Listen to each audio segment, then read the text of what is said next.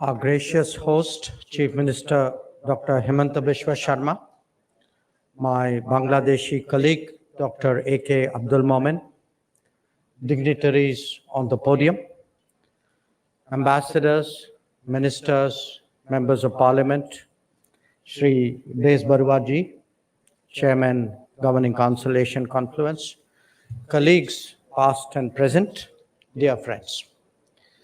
It is a great pleasure to be back in Guwahati for the Nadi conference. And I must congratulate the organizers, Asian Confluence, who in partnership with the Government of Assam and the Policy Planning Division of the Ministry of External Affairs have put together what promises to be a very focused and stimulating gathering. Conversations help to create change, and thoughts about confluences certainly encourage plans of cooperation. So there is a lot before all of you to ponder. Now, as many of the speakers have said before me, Nadi is life, and it is but natural that human civilizations all developed on the banks of rivers.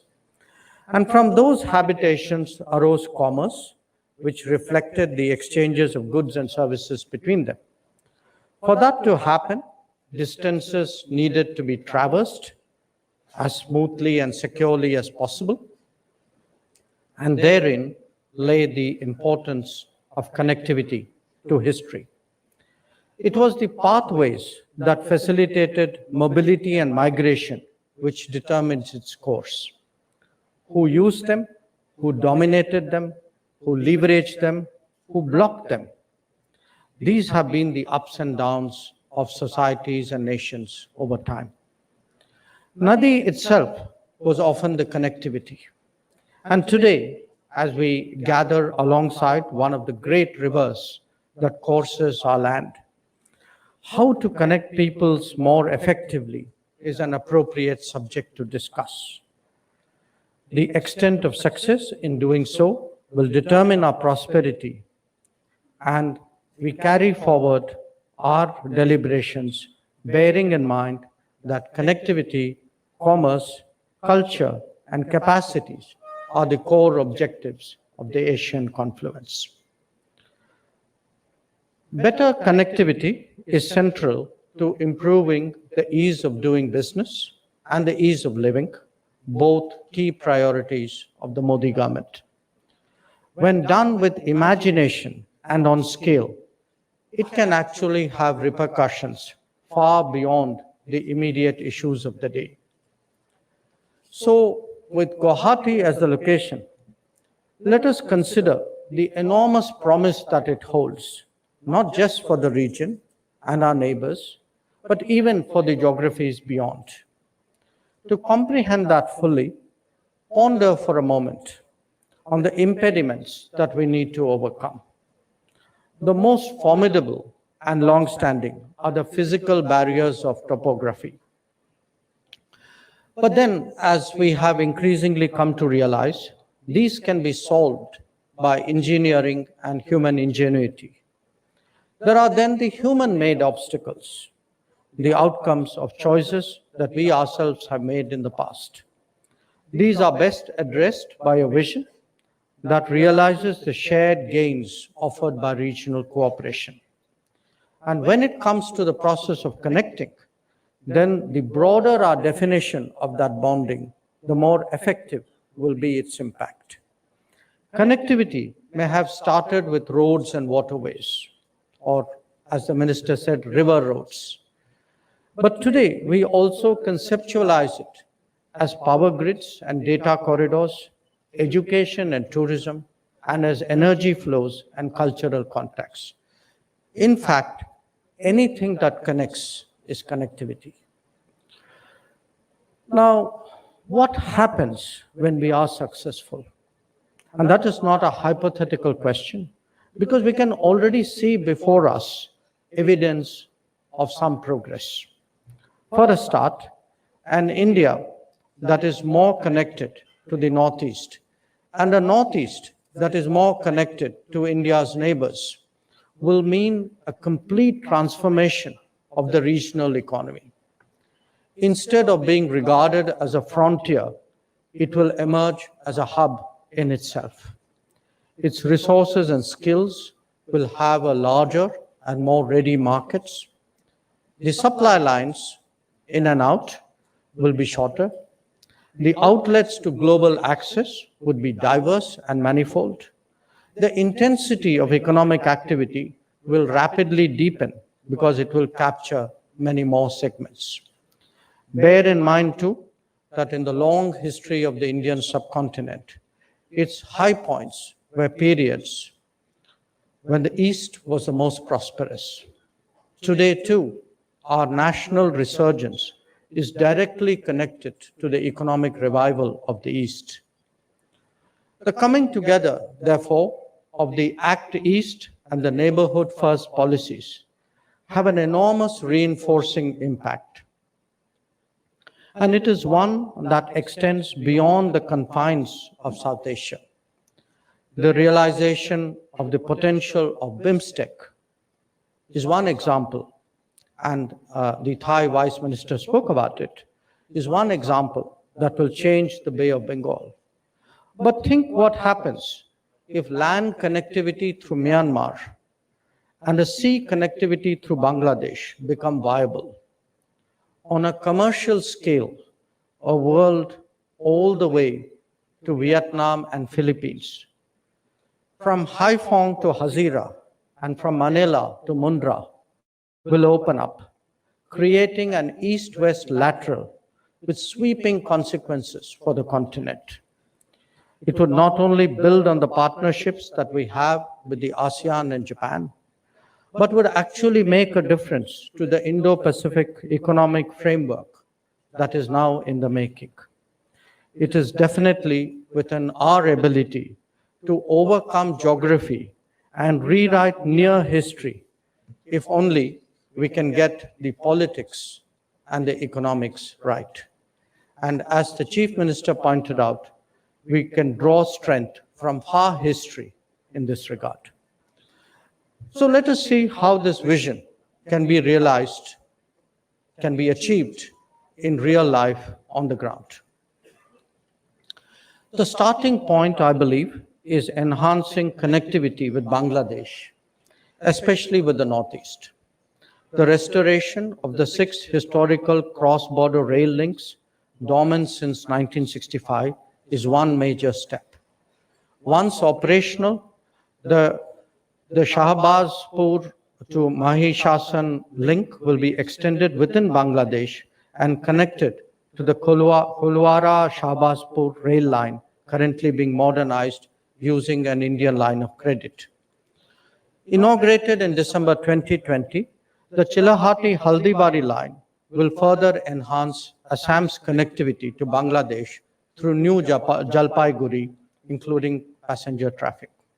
A new rail link from Akhora to Agartala too is being developed under grant assistance. And we all know that this is already increasing trade between India and Bangladesh. Overland movement of goods is taking place using 28 notified land custom stations and 3 integrated checkpoints along the border. The Maitri Bridge over the river Feni connects Sabroom to Ramgarh and was opened by the Prime Ministers of the 2 countries in March of 2021. Negotiations are also underway to operationalize the BBIN motor vehicle agreement to ensure seamless vehicular movement. Inside Bangladesh, India is collaborating on a series of road projects, including improving the Ashuganj River Port, Akhora Land Port Road, under a line of credit of more than $400 million. The road project connecting Baruerhat to Ramgarh on the India-Bangladesh border, which will increase Tripura's road connectivity with Bangladesh, is also being implemented under another LOC of $80 million. The intricate and intertwined cross-border geography is being synergized by agreements for the movement of goods from Indian ports through Chittagong and Mangla ports in Bangladesh, and from there overland to Tripura and other parts of the northeast. The protocol on inland waterways transit and trade, which both the Chief Minister and the Foreign Minister spoke about, offers similar potential, using 10 specific routes along shared and intersecting river systems. On February 5 this year, a cargo vessel, and again the Chief Minister I think mentioned that, carrying 200 metric tons of food grains sailed from Patna in Bihar to Pandu in Assam, using the inland waterways of India and Bangladesh. So remember, transit benefits not only the two ends, but the middle even more, as it would see an economic activity that could not be envisaged earlier. The success of 4 border huts between India and Bangladesh in the period before the pandemic has spurred enthusiasm. This encouraged us to set up 3 new huts in Meghalaya, inaugurated by Prime Minister Modi during his visit to Bangladesh in March 2021. 9 new huts are being set up, 3 in Meghalaya, 4 in Tripura, and 2 in Assam. Cross-border power transmission lines and digital connectivity infrastructure offer additional dimensions of connectivity. Today, 1,160 megawatts are already being supplied, and 1,500 megawatts more are in the pipeline from India to Bangladesh. The international gateway between Agartala and Cox's Bazar is helping provide faster internet access and broadband services in Tripura.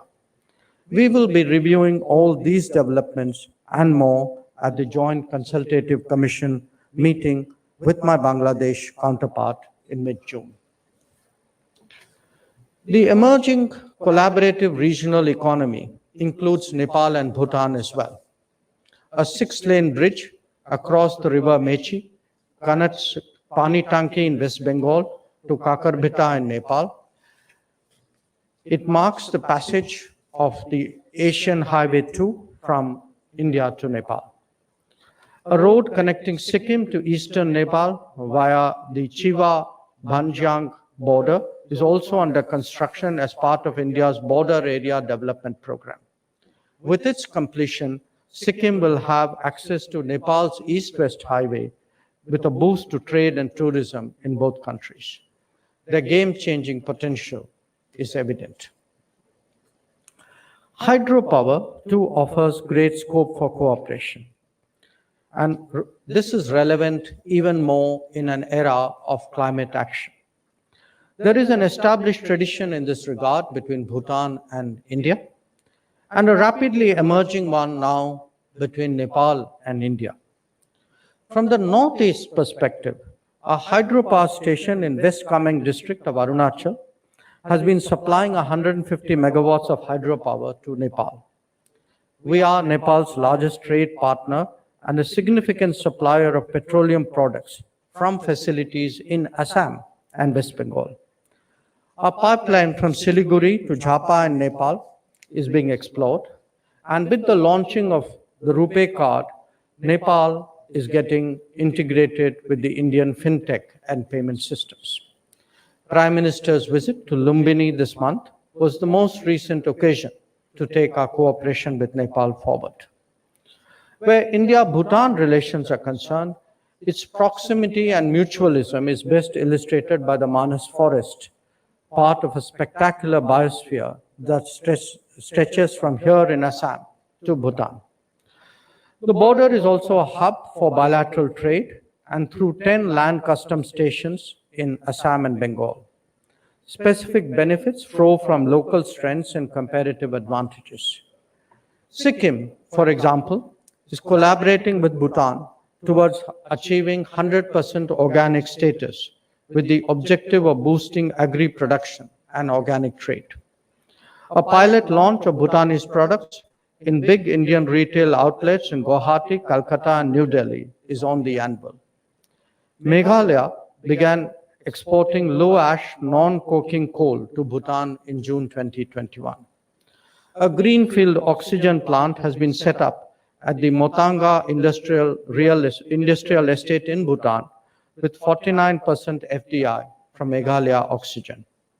Commissioned in October 2021, the plant has already started exporting liquid oxygen to Assam. Now, all these are practical illustrations of a future that, without exaggeration, is buzzing with promise. We are looking at the feasibility of creating a cross-border rail line between Bhutan and India running through Assam, or expanding the Buddhist circuit to connect cherished religious destinations in Bhutan and Nepal to those in Sikkim and Arunachal Pradesh. The development of infrastructure on the India-Myanmar border also serves multiple economic, people-to-people, and security imperatives. The ICP in More, just across Tamu, supports the movement of goods and people. The LCS at Zokothar is already operational.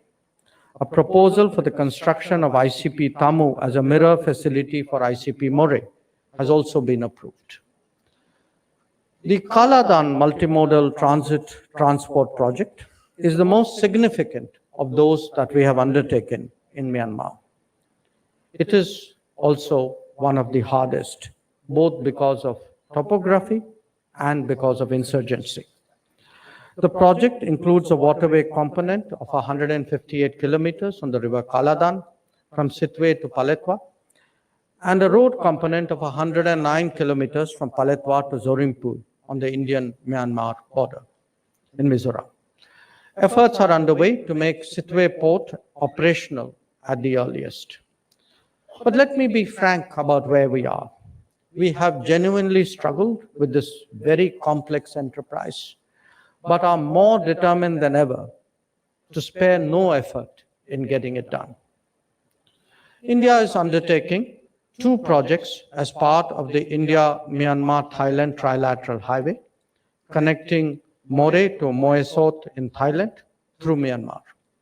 Being implemented under a grant, these envisage upgrading 69 bridges in the Tamu Kalewa Kigon sector and 120-kilometer Kalewa Yargi sector.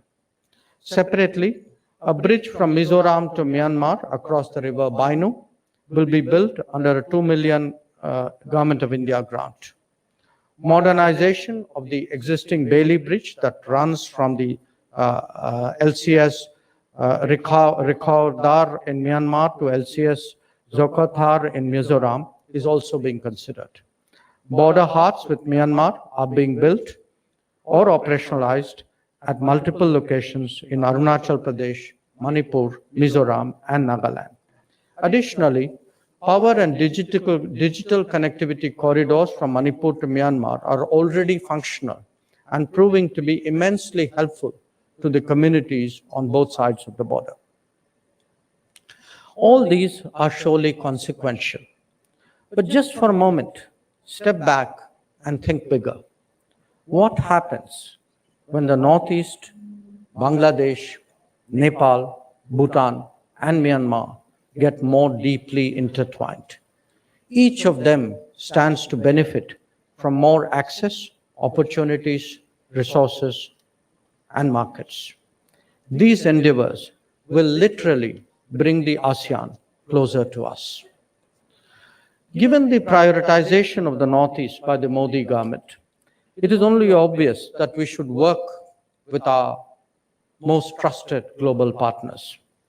In 2017, we launched the India-Japan Act East Forum as a platform to bring together all stakeholders and coordinate planning and implementation of projects being undertaken with Japanese assistance. These cover projects in domains as diverse as road and highway connectivity, renewable energy, forest management, urban amenities, and strengthening healthcare systems. During Prime Minister Kishida's visit to India just this March for the annual summit, the 2 prime ministers launched an initiative for sustainable development of northeastern region of India as an overarching framework for enhancing cooperation in new areas such as healthcare, business-to-business ties, disaster management, and skill development. An important element of this initiative is a program for strengthening the bamboo value chain in the Northeast. It aims to develop the region as a center of innovation and design for bamboo-based products. Skill development to train and equip young talent from the Northeast for the Japanese market is another important thrust area. There is a proposal from the Nursing Council of India, for example, to introduce Japanese language courses in nursing colleges in the Northeast. There's also a proposal to bring Japan overseas cooperation volunteers to select institutions in this region. Proficiency in the Japanese language would enable skilled youth of this region to be deployed in Japan under the Technical Intern Training Program, or even to seek employment in Japan as specified skilled workers once the enabling mechanism is implemented. So my message to you today is that diplomacy is not just about bridging positions through wordsmithery. It is equally about bridging societies through projects. It is about connectivity, it is about contacts, it is about cooperation. I have today the privilege of both sharing some big picture thoughts on what regional cooperation has to offer, as well as detailing activities that make it possible. It is only fitting that I do so in Guwahati in the presence of the Chief Minister. The participation of my Bangladeshi counterpart only highlights the indispensable role of his nation as a partner in this regard. Equally relevant is the presence of ASEAN ambassadors with us. They too should, I hope, take away from this meeting a good sense of what all of this means to our future. And the presence of our Japanese colleagues brings out the catalytic role that our Quad partner can play. So once again, I thank you for providing me the opportunity to set all of this forth and wish you a productive conference. Thank you very much.